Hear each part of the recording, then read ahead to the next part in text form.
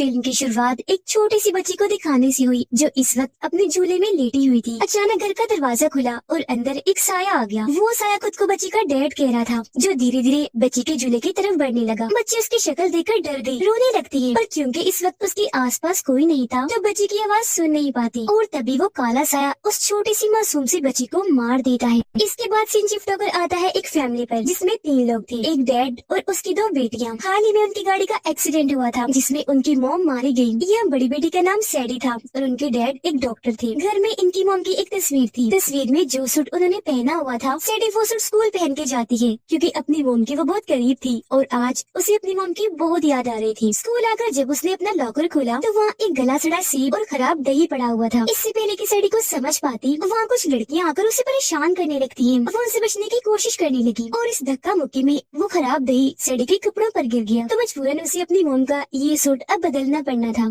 सैडी के डैड जब मरीजों को चेक कर रहे थे तो उनके पास एक नया मरीज आया जो बेहद घबराया हुआ था। अब क्योंकि उसने सैडी के डैड से चेकअप के लिए पहले से नहीं पूछा था तो वो उसे कल आने को कहते हैं। जिस पर वो आदमी कहता है कि डॉक्टर साहब जरा ख्याल कीजिए, मेरा मामला बहुत संगीन है, आपको इस पर गौर करना चाहिए। मेरे 3 बच्चे थे पर 1 साल के दौरान में ही तीनों की मौत हो गई। अब उनके अचानक मरने की वजह से सबको लगता है कि मैंने ही उन्हें मारा, पर ऐसा नहीं है। भला मैं अपने बच्चों को ही क्यों मारता? ये काम एक मॉन्स्टर का है जिसका नाम बुगी मैन है, जो एक काला साया है, आत्मा है और वो हमारे घर पर है। जो कहकर वो सैडी के डैड को मॉन्स्टर की पेंटिंग दिखाता है और बताने लगा कि ये पेंटिंग मेरी बड़ी बेटी ने बनाई थी। और कहा जाता है कि वो मॉन्स्टर सिर्फ उन्हीं बच्चों को अपना शिकार बनाकर मारता है जिनके माँ बाप अपने बच्चे पर ध्यान नहीं देते, उनके साथ टाइम नहीं गुजारते। अब उसकी बातों से हमें पता चला कि शुरुआत वाली जो छोटी बच्ची थी जो झूले में लेटी थी वो इसी मरीज की बेटी थी जिसे उस काले साए उस मॉन्स्टर बुगी मैन ने मार दिया। अब क्योंकि ये सारी बातें डॉक्टर इन्हीं सैडी के डैड के लिए अजीबो गरीब थी तो वो उसकी बातों पर यकीन नहीं करते और कोई बहाना बनाकर दूसरे कमरे में आकर पुलिस के नंबर पर कॉल कर देते हैं ताकि पुलिस आकर उसे गिरफ्तार कर ले। उन्हें लग रहा था जैसे उसका ज़हनी तवाज़ुन खराब है। अब तक सैडी भी स्कूल से घर वापस आ चुकी थी। वो अपनी मोम का सूट जिस पर दही गिर गया था उसे वॉशिंग मशीन में डाल देती है धुलने के लिए, लेकिन फौरन उसने अपना सर ऊपर उठाकर देखा क्योंकि उसे घर में किसी के होने का एहसास हो रहा था। अजीब सी आवाजें सुनाई दे रही थी। आवाजों का पीछा करते करते वो एक अलमारी के पास आ गई। थोड़ी सी घबराई भी हुई थी क्योंकि हर तरफ अंधेरा छाया हुआ था, कुछ दिख नहीं रहा था। उसे लगा कि अलमारी में कोई है, इसीलिए उसने अलमारी का दरवाजा खोल दिया, लेकिन अंदर से लाल रंग निकला। वो सोचती है कि जरूर ये खून है, लेकिन वो खून नहीं, लाल रंग ही था जिसका डब्बा वहाँ गिर गया था। इस बात को समझते ही उसने जैसे अलमारी का दरवाजा बंद किया तो उसके होश उड़ गए। जोर से वो चीख मार देती है क्योंकि किसी ने उस मरीज को मार दिया था जिसकी लाश वहाँ पर लटकी हुई थी। आवाज सुनकर उसके डैड भी आ गए जो इस पूरे मामले को संभालते हैं। खैर इस हादसे को कुछ दिन गुजर गए। एक दिन सैडी अपने डैड को कहने लगी कि क्योंकि आप डॉक्टर है तो मुझे आपसे अपनी मोम के बारे में बात करनी है। इस पर उसके डैड ने मना कर दिया, ये कहते हुए कि नहीं, मैं तुम्हारी मोम के बारे में कोई बात नहीं करना चाहता। अगर तुम्हें कोई बात करनी ही है तो अपनी फीमेल डॉक्टर से करो। दरअसल वो इनकी फैमिली डॉक्टर थी जो सैडी और उसकी बहन का इलाज कर रही थी क्योंकि अक्सर उनके साथ अजीबोगरीब होता रहता था। अब यहाँ सैडी के डैड हालांकि खुद एक डॉक्टर थे पर इलाज किसी और डॉक्टर से करवा रहे थे, जिससे साफ जाहिर था कि उन्होंने भी अपनी बेटियों से दूरियां बना ली है। वो भी इन पर ध्यान नहीं देते।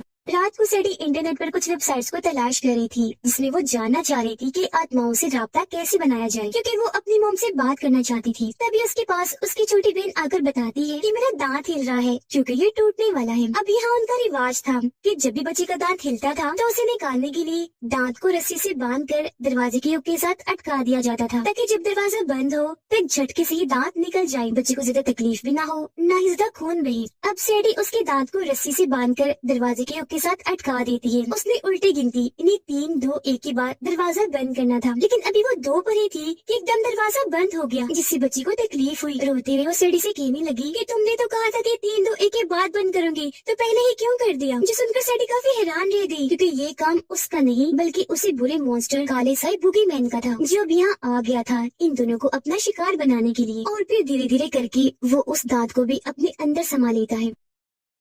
अगले दिन जब ये दोनों बहनें अपने डॉक्टर के पास गई, डॉक्टर इनसे कहती है कि आज तुम्हारा एक टेस्ट है, तुम्हें अपने डर पर काबू पाकर इस टेस्ट को पास करना है। इतना कहकर वो पूरे घर में अंधेरा करवा देती है। बीच में एक लाल रोशनी रख देती है जो धीरे धीरे करके जलना शुरू हो रही थी। लेकिन इसी वक्त घर में सैडी की छोटी बहन बुगी मैन को देख पा रही थी। वो धीरे धीरे उसके करीब आ रहा था, उसे बहुत डर लग रहा था। फिर एक वक्त ऐसा आया जब बुगी मैन उसके बहुत करीब आकर बस उसे मारने ही वाला था कि तभी वो जोर से चीख मार देती है और उसके ऐसा करने से डॉक्टर पूरे घर घर की लाइट्स ऑन करवा देती है, पर तब तक बुगीमैन वहाँ से जा चुका था। अब सैडी अपने घर में होने वाली उस मरीज की मौत पर काफी रिसर्च कर रही थी, जिस बीच उसे वो फोन भी मिल जाता है जो उसके डैड के पास तब था, जब वो उस मरीज से बातें कर रही थी। साथ ही मरीज के घर का पता भी। उसके डैड की आदत थी कि जब भी वो किसी मरीज के साथ बातें करती थी तो उसे रिकॉर्ड कर लिया करती थी, और अब जब सैडी वो रिकॉर्डिंग सुनती है तो उसे भी लगने लगता है कि हाँ, सच में कोई साया, कोई ऐसी आत्मा है जिसने उस आदमी के बच्चों को मारा होगा, और अब वो यहाँ हमारे घर भी मौजूद है। यहाँ सैडी को वो डायरी भी मिल जाती है जिस पर उस मरीज की बेटी ने उस मॉन्स्टर बुगीमैन की तस्वीर बनाई थी, और यहाँ सैडी पहली बार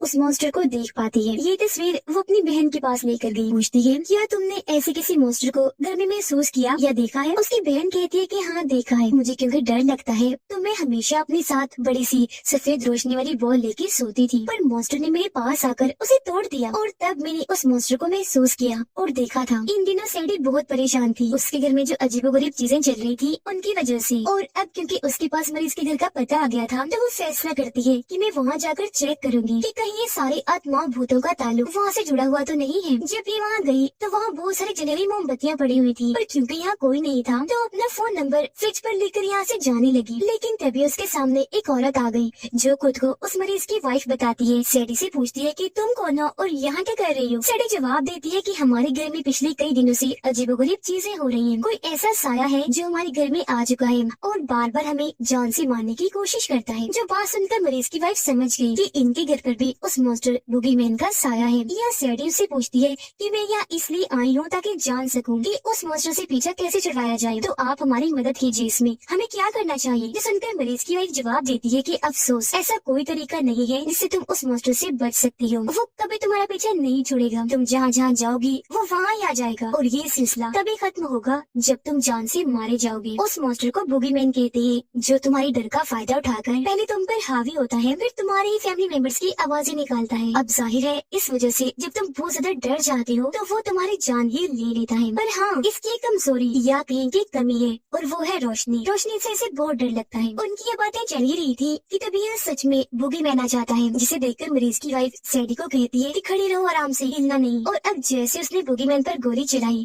मौका पाकर सैडी यहाँ से भाग जाती है। वो घर आ गई। काफी दिन गुजर जाने के बाद मॉन्स्टर इन्हें परेशान करना नहीं छोड़ता। कभी वो सैडी को परेशान करता है तो कभी उसकी बहन को। अब उसके डैड आकर कहते हैं, सैडी, तुम्हारी मॉम का सामान बेचने का वक्त आ गया है, जिस पर वो ऐसा करने से मना कर देती है और अपनी मॉम का सारा सामान बेसमेंट में रखने के लिए आ गई, जहाँ उसे अपनी मॉम का लाइटर, सिगरेट और कुछ नशा मिलता है। काफी टाइम से क्योंकि सैडी परेशान थी तो उसका मूड ठीक करने के लिए उसकी दोस्तें कहती है कि सैडी, क्यों ना आज रात हम पार्टी करें जिसमें हम खूब इंजॉय और मजे करेंगे, जिसके लिए वो मान गई। जैसे ही रात हुई उसकी सारी दोस्ती तैयार होकर पार्टी में आ जाती हैं। अब काफी देर तक तो इन्होंने खूब मजे किए, पर कुछ देर के बाद जब ये बोर होने लगे तो सैडी की एक दोस्त कहने लगी कि क्या तुम्हारे पास पीने का कोई ड्रिंक, शराब वगैरह है? इस पर सैडी कहती है, पीने के लिए शराब तो नहीं, लेकिन पीने वाला नशा है जिसे अब ये सब मिलकर पीने लगते हैं। अब जब सैडी की बारी आई, उसने ये नशा लिया तो वहाँ बैठे बुगीमैन को परेशानी होने लगी। नशे लेने की वजह से सैडी की हालत खराब हो गई, इसीलिए जब वो उल्टे करने गई तो उसके मुँह से वो रस्सी से लिपटा हुआ दांत निकलता है जो उसकी बहन के मुँह से टूटा था। ये बात उसने अपने दोस्तों से छुपाई। उसकी दोस्तें कहने लगी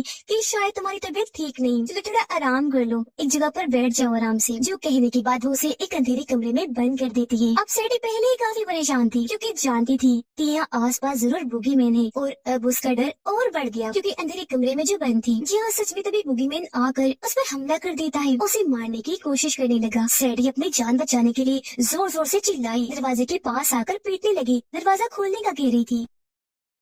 उसकी ऐसी हालत देखकर उसकी एक दोस्त ने जल्दी से दरवाजा खोल दिया। वो डरते हुए पहले तो बाहर आई, लेकिन अपनी एक दोस्त को जोरदार थप्पड़ लगा देती है। कहने लगी कि तुम्हें मुझे अंधेरे कमरे में बंद करने की क्या जरूरत थी। उसकी इस हरकत पर बाकी दोस्तों को बहुत बुरा लगा। वो घर से बाहर निकल जाती है, ये कहकर कि सैडी पागल हो गई है। अब क्योंकि घर में पार्टी चल रही थी तो सैडी के डैड ने अपनी छोटी बेटी को टाइम पास करने के लिए वीडियो गेम लगाकर दे दी थी, जहाँ तभी बुगीमैन आ गया उस पर हमला करने के लिए। लेकिन सैडी की बहन उससे बचने के लिए बार बार वीडियो में तेज रोशनी जलाने लगी ताकि वो उसे वहाँ से भगा सके। लेकिन गेम में एक वक्त ऐसा आ गया जब बच्ची से लाल रोशनी पैदा हो गई, और अब बुगीमैन को मौका मिल गया था उसके अंदर आने का या उसे मारने का। पहले तो वो उसे खूब पीटता है, फिर उठाकर उसे दूर पटक कर मारता है। इस वजह से वो जोर से चिल्लाई क्योंकि जख्मी हो गई थी। तब उसकी आवाज सुनकर सैडी और उनके डैड यहाँ आई, फौरन उसे हॉस्पिटल ले जाने लगे। हॉस्पिटल आकर सैडी उसे कहने लगी कि जिस मॉन्स्टर को तुमने महसूस किया उसे मैंने भी किया, तो हमें इस बारे में डैड से बात करनी चाहिए। अब सैडी के पास उस उस मरीज की वाइफ की कॉल आई जिसे बता रही थी कि मैंने उस मॉन्स्टर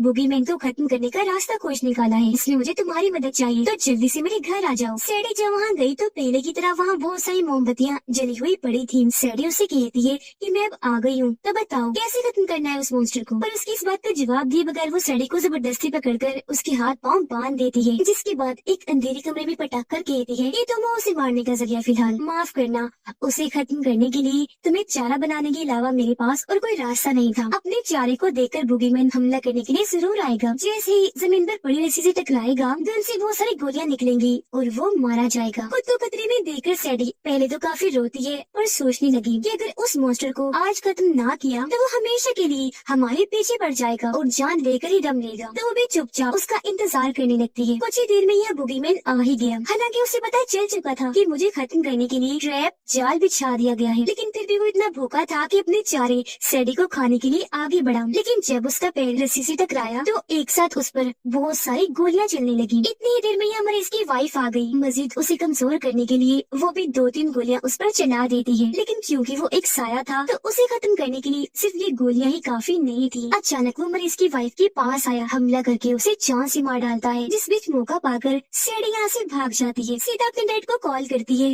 रो रो कर कहने लगी कि कहाँ हो आप लोग, घर तो नहीं पहुँचे, क्योंकि घर में वो मॉन्स्टर उन्हें मारने के लिए आ चुका था। लेकिन सिग्नल्स न आने की वजह से उसके डैड सैडी से ठीक से बात नहीं कर पाते। कुछ दिन में बुगीमैन वहाँ आकर बड़ी चालाकी से उन्हें घर के अंदर ले जाता है। सैडी जब घर आई तो देखती है कि पूरे घर में अंधेरा छाया हुआ है, सिर्फ एक अलमारी ही है जहाँ से रोशनी आ रही थी। सैडी जब अलमारी खोलकर चेक करती है तो वहाँ उसकी छोटी बहन थी, जिसने दरअसल खुद को बचाने के लिए यहाँ पर कैद किया हुआ था और लाइट जलाई हुई थी। सैडी पूछती है पापा कहाँ है? उसकी बहन बताने लगी वो मॉन्स्टर उन्हें बेसमेंट में ले जा चुका है। सैडी उसे कहती है अच्छा ठीक है तुम इंतजार करो, मैं पापा को देखने चाहती हूँ। और जब वो नीचे आई तो देखती है कि बुगीमैन ने इस पूरी जगह पर अपना कब्जा कर लिया है। सारी दीवारें काली हो गई हैं, साथ ही उनके डैड को भी अपने कब्जे में कर रखा है, वो बेहोश है। सैडी सोचती है कि शुक्र है एक बात अच्छी है कि वो मॉन्स्टर मरीज की वाइफ के घर से क्योंकि बहुत सारी गोलियां खाकर आया है, तो अब उसे मारना आसान होगा। हम अगर उसे मारकर और जख्मी कर दे तो सवाल ही पैदा नहीं होता कि वो मरने से बच जाए, उससे खत्म होते ही हम बच जाएंगे। ये सोचकर वो डंडा उठाती है, उसे मारने के लिए चली जाती है, लेकिन वो इतना ताकतवर था कि बड़ी आसानी से डंडे को पकड़ के तोड़ देता है। इसी बीच डंडे का एक छोटा सा टुकड़ा वहाँ बच गया जो नोकदार था और चाकू के तौर पर काम आ सकता था, लेकिन फिलहाल वो सैडी की पहुंच से बहुत दूर था। वो सोचती है कि मैं जल्दी से इसे उठाकर बुगीमैन के अंदर घुसा देती हूँ, लेकिन वो तब तक उसके जिस्म से जान निकालना शुरू हो गया था। पर इसी बीच उसके डैड जाग गए जो बुगीमैन को जोरदार धक्का देकर दूर हटा देते हैं। तभी यहाँ सैडी की बहन आई जिसके हाथ में एक स्प्रे था। बुगीमैन उसे देख चुका था और इसे अपना आसान शिकार समझकर हमला करने के लिए आगे बढ़ा, लेकिन सैडी की बहन को तब तक अपने मोम का लाइटर मिल गया था। लाइटर जलाकर स्प्रे के जरिए उसने जैसे ही चिंगारी जलाई और वहाँ काफी बड़ी आग की स्प्रे बुगीमैन पर लगने लगती है। अब एक तो वो वैसे ही आग से डरता था, ऊपर से रोशनी भी बन गई थी, तो वो हारता हुआ नजर आ रहा था। पर एक वक्त ऐसा आया जब स्प्रे खत्म हो गया, वहाँ अंधेरा छा गया, तो अब बुगीमैन इन्हें मारने वाला था। लेकिन यहाँ सैडी की बहन को पेट्रोल मिल जाता है जिसे वो सारा का सारा बुगीमैन पर डाल देती है। खुशकिस्मती से लाइटर चल पड़ा जिसे ऑन करके ये बुगीमैन पर छोड़ देते हैं। पेट्रोल ने जैसे आग पकड़ी पूरे ही बुगीमैन को आग लग जाती है और वो जलकर भस्म हो जाता है। यहाँ आखिरकार इस आत्मा शैतान मॉन्स्टर बुगीमैन का खात्मा हुआ